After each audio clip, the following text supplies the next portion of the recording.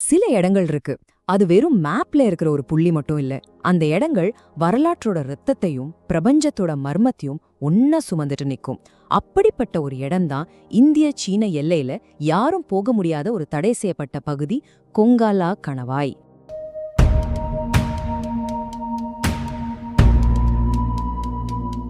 யோசிச்சு பாருங்க, இந்தியாவுக்கும் சீனாவுக்கும் நடுவுல மனுஷங்களே போக முடியாத அளவுக்கு உயரமான ஒரு பாறைவனம், சாங் சென்மோ பள்ளத்தாக்கு.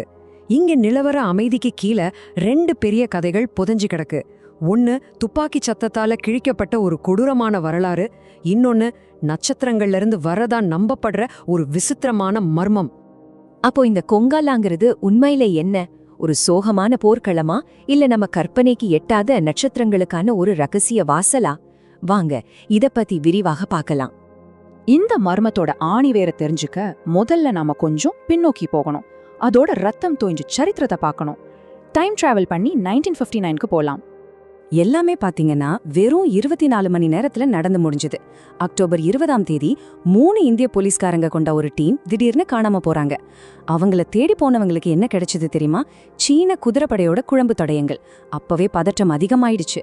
அடுத்த நாள் காலையில டிஎஸ்பி கரம்சிங் தலைமையில ஒரு டீம் உள்ள போகும்போதுதான் அந்த கோரமான தாக்குதல் நடந்துச்சு.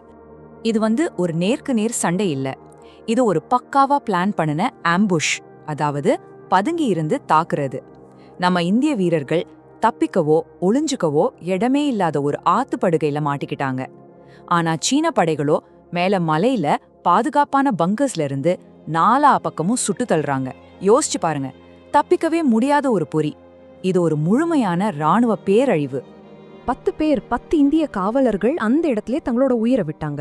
இன்னொருத்தர் அப்புறமா காயம் தாங்காம இறந்துட்டார். இந்த நம்பர்ஸ்லாம் இழப்போட அளவு வேணா சொல்லலாம், ஆனா வலிய சொல்லாது.